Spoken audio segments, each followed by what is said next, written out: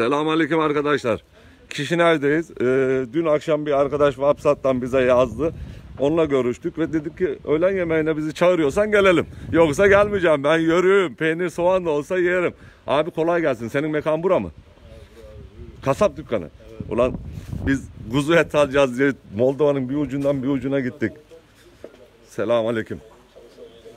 Bak selamımızı alanlar var abi. Boşa selam vermiyoruz abi. Kolay gelsin. Sen kaç senedir buradasın abi? Maşallah yerleşmişsin artık. Kuru kahveci Mehmet Efendi var. Çay var. Türk işte. Toprağındaki her şey burada var arkadaşlar. Helva var. Tahin var. Marmara Birlik zeytin var.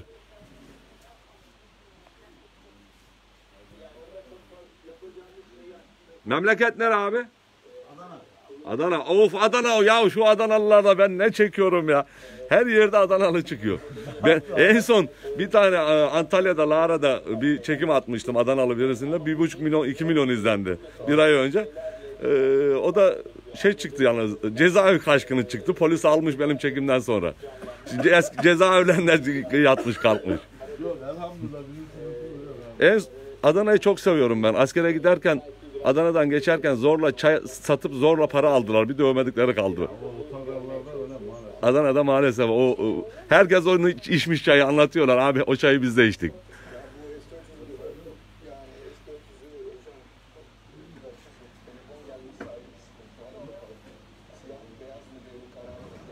Abi tamamen Türk ürünü dolu galiba. Yani %90 Türkiye'den gelen mal. Yani bir belirli müşteri kapasiten var Türklerden yani burada. Belirli bir müşteri kapasiten var Türklerden. Fazla da gidecek yer de yok. Ya olsun, bir tane noktamız olsun da. Tereyağımız da var. Ha. Yoğurt da var. Abi yoğurt bulamadım bu ülkede düzgün bizim gibi. Ama burada yoğurdumuz da var. Bugün yoğurdumuzu da alacağız. Yaşa be. Tereyağımız da bizden. Tuzlu muzlu. Acı biber turşularımız. Hepsi Türk iş.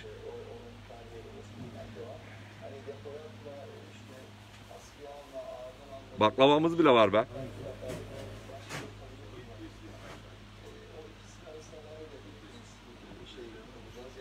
Kuzu eti kaç lira abi? Bu kol eti 80 lira. 80 lira. Anladım.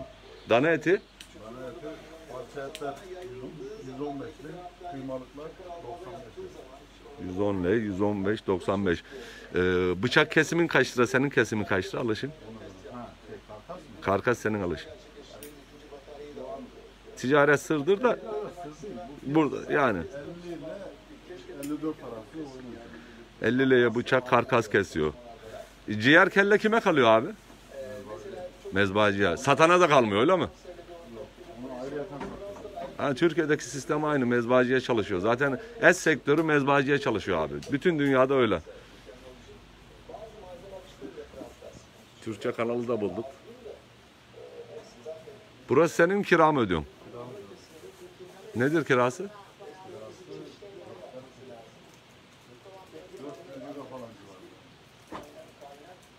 400 euro kira arkadaşlar. Burada da kiralar yüksek. Yüksek.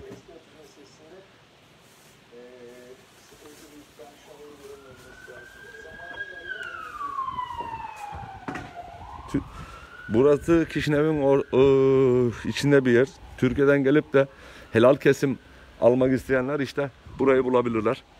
Biz tesadüfen internette arkadaş bana akşam yazdı. Şimdi de geldik. Artık bundan sonra yani geliyorum artık. Türkiye'ye de geliyorum. Dönüyorum. Keşke daha önce tanışsaydık.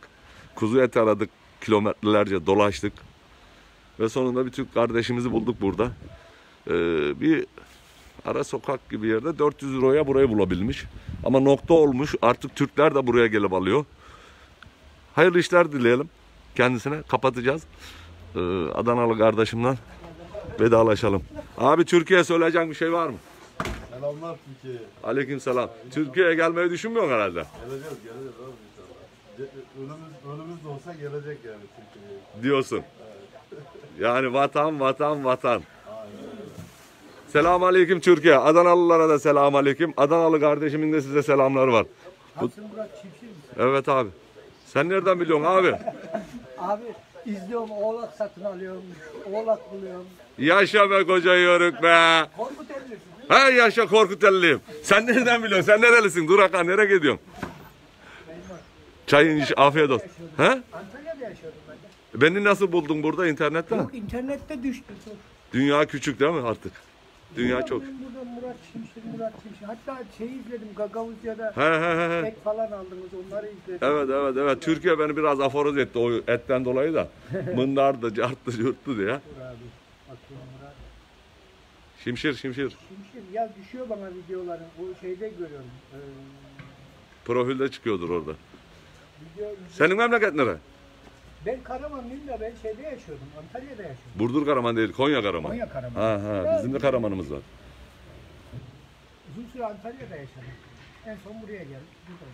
Arkadaşlar demek ki Murat Şimşir Türkiye sınırlarının dışına çıkmış. Ah, ya adam sokaktaki adam Murat Şimşir sen miydin diyor. Sağ ol. Sesinden tanıdım ha. Ses. Ha, zaten beni de bir yere girsem alışverişe falan sesimden tanıyorlar. Suratımız çok bilen yok sesim. Sesinden tanıdım. Şimdi tam içeriye girerken sesinden aldım. Teşekkür ediyorum. Ha, evet. Sen takip etsene onu. Bana takipçi gönder. Her gönderdiğimi göreceksin. Sen kendini de göreceksin artık bugün. Memleketine bir selam söyle. Akrabalarına, Karaman'a. Antalya, Karaman. Antalya değil mi? Antalya. Arkadaşlar, evet insanlar dünyanın bir ucuna da gitse bir kardeşini gördüğü zaman Türk kardeşinin yüzü gülümsüyor, mutlu oluyor. Ben tekrar diyorum, dini, ırkı bizden, dini başka birinden olan dünyada milyonlarca Türk var arkadaşlar. Yani onlar bizim gibi İslam'a teşrif etmemişler, İslam'ı hiç görmemişler. Onlar Hristiyanlığı seçmişler. Bu da çok normal. Kimsenin dinini değiştiremeyiz. Diyorsunuz ki Müslüman olmayan Türk değildir. Müslümanlıktan önce Türklük vardı dünyada. Kusura bakmayın ama Müslümanlıktan önce Türklük vardı. Müslümanlığı biz kabul ettik. Bizim Osmanlı Selçuklu tarafında gelen Türkler Müslüman olmuşlar. Ama öbür tarafa yayılan, dünyanın öbür ucuna giden Hindu inancına inanan Türkler de var dünyada. Sabır, saygı, eleştiri yapmaya hiç gerek yok.